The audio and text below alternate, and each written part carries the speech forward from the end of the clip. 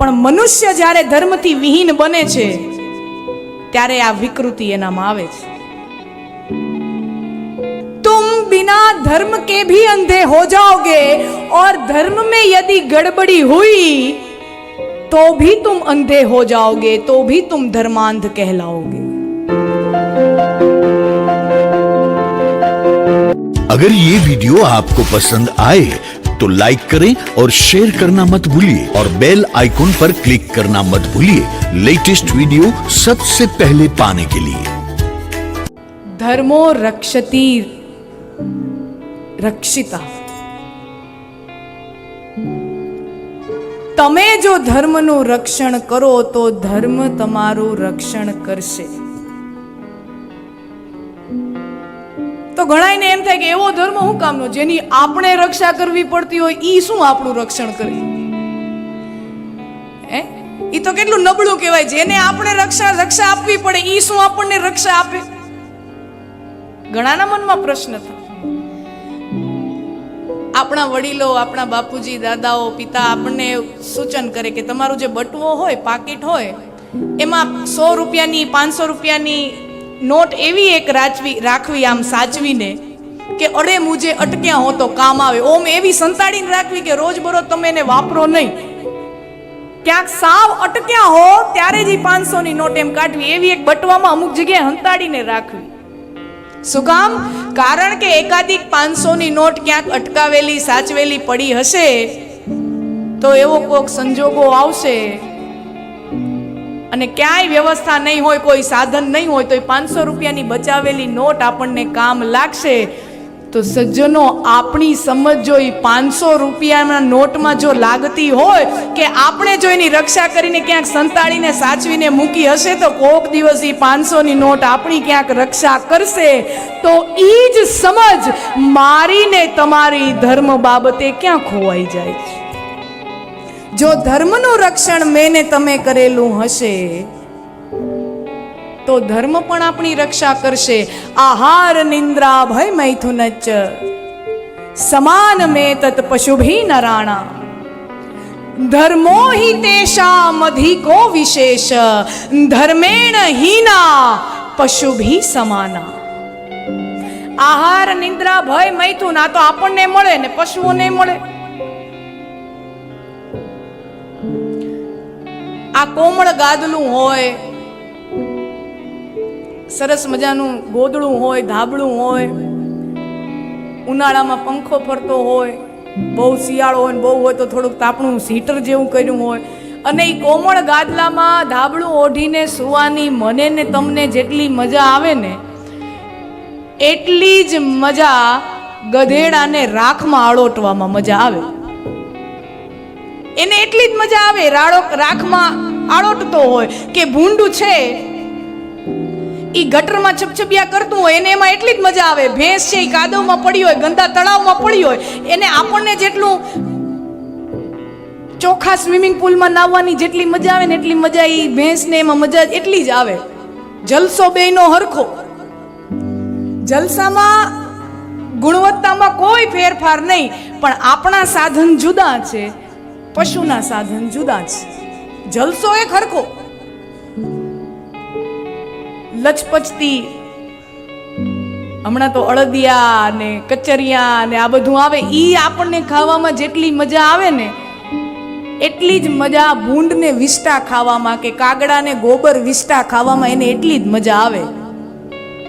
હા, તમે એમ સમજતા હો કે એ કમ અને ખાય ના, એને એમાં જ મજા આવે. કાગડાને તમે ગમે તેટલો ઉપદેશ આપો, તમારા ગામની સારામાં સારી મોંઘા માયલી મીઠાઈની દુકાન હોય, 700-800 રૂપિયા કિલો મળતી હોય, તમે એમ કહો કે નાના આ મીઠાઈ વર્લ્ડ ક્લાસ મીઠાઈ, કાગડાને તમે ગમે તેટલો ઉપદેશ આપો, ઈ દુકાનની બહાર જે પોદડો પડ્યો હોય ને એમાં ચાંચ મારે, એને એમાં જલસો આવે. તો કુદરતે ભોગ બધાના માટે બનાવ્યો છે. આપણા માટે જે આનંદ છે એ જ પશુ માટે આનંદ છે, માત્ર સાધન જુદા છે. પણ મનુષ્ય પશુથી જુદો ક્યાં પડે? ધર્મો હિ તેષામ અધિકો વિશેષ ધર્મ એકમાત્ર એવું તત્વ છે કે જેના કારણે મનુષ્ય જાતિ નોખી પડે છે, અલગ પડે છે, એના માટે એ વિશેષ છે.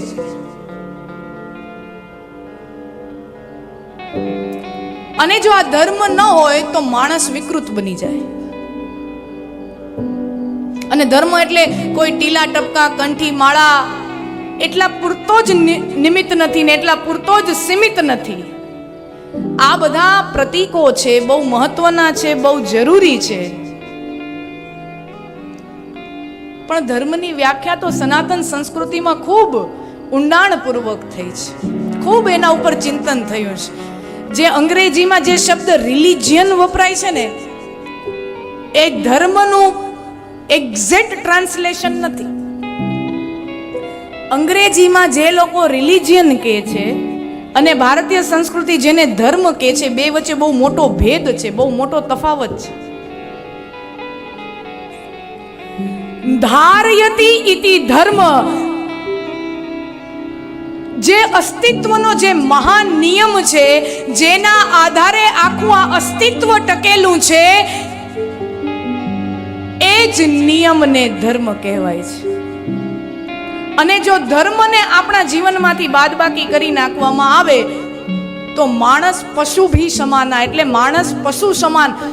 શાસ્ત્રો તો પશુ સમાન કહે છે, પણ હકીકતમાં જો ધર્મને જીવનમાંથી બાકાત કરી નાખવામાં આવે તો માણસ પશુથી પણ બદતર થઈ જાય, પશુથી પણ ગયો ગુજરો થઈ જાય.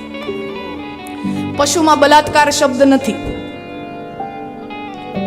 પશુઓમાં બલાત્કાર ન હોય, આપણામાં છે.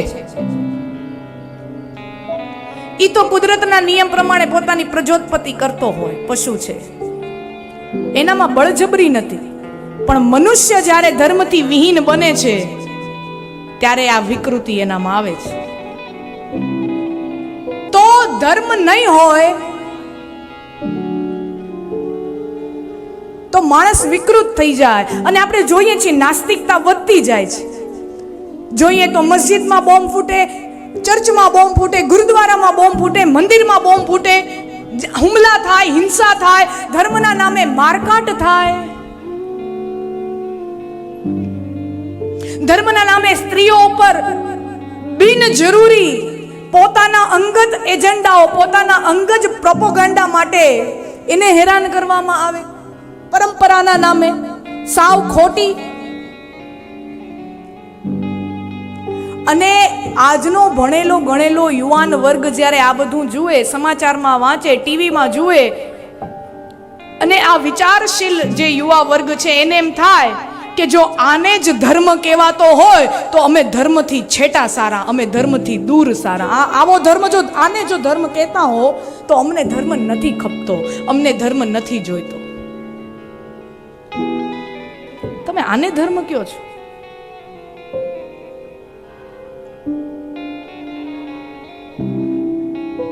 એટલે એનામાં નાસ્તિકતા વધતી જાય. પણ મિત્રો, મારે ખાસ, હું એ જનરેશન, એ પેઢીની એક પ્રતિનિધિ છું, એટલે હું એ પેઢીને કહી શકું કે કોઈ વસ્તુમાં જો સડો આવી ગયો હોય, કોઈ વસ્તુ જો બગડી ગઈ હોય તો એને સુધારવી જોઈએ, એને ફોડી તોડી ન નાખવી જોઈએ.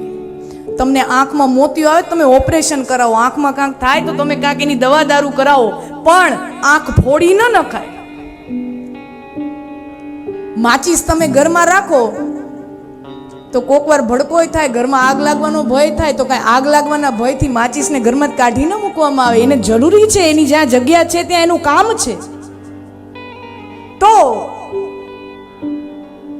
ધર્મમાં ક્યાંક ક્યાંક જો આપણને સડો દેખાય તો મારી ને તમારી એ ધર્મના વાહક તરીકે આપણી જવાબદારી બને છે કે એ સડાને આપણે કાઢીએ, ધર્મને કાઢી નાખવાનું ન.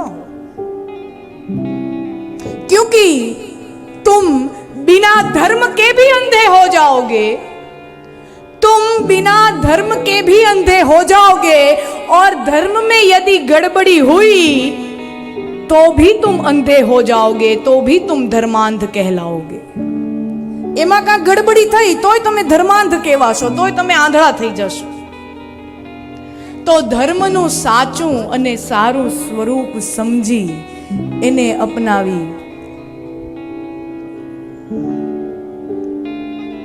जीवन धर्म नो पालन करिए। अगर ये वीडियो आपको पसंद आए तो लाइक करें और शेयर करना मत भूलिए और बेल आइकॉन पर क्लिक करना मत भूलिए लेटेस्ट वीडियो सबसे पहले पाने के लिए।